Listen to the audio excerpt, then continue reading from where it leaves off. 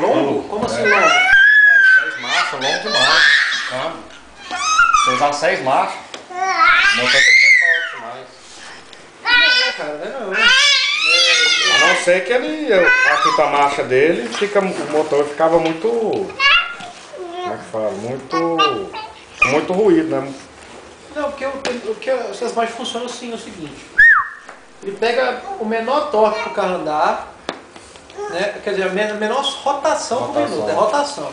O menor RPM que o carro roda, sabe, então de 1000, 2000 RPM.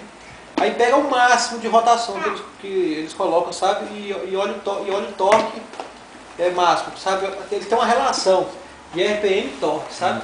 O torque maior dele, se não me engano, é em torno dos 4000 giros. É o maior torque, entendeu? Maior força. Então eles fazem esse negócio aí eles estabelecem para o carro, independente do câmbio, sabe? Independente do câmbio. Motor e carro, entendeu? Coloca o menor RPM. Quem é o menino beijoqueiro? Quem é o beijoqueiro da mamãe? Entendeu? Aí distribui as marchas no meio, entendeu?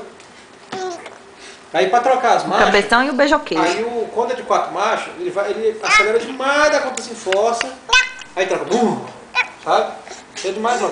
Quando tem mais marchas é mais suave as trocas, sabe? Vai, ele vai subindo gradativamente, sabe? Em vez de ir para um e subir de uma hora para outra, sabe? Então por isso que é a vantagem. Olha, você vai derrubar minha cara. Diferença de consumo, você olhou? Desse aqui pro... Tudo a mesma coisa, né? Para, Só bebe mais um pouquinho. Você vai derrubar minha cara. Mais cavalo. Bicho, esse cara é vivendo, sabe, cara? E outra coisa, o bicho roda pouco demais, Rodrigo.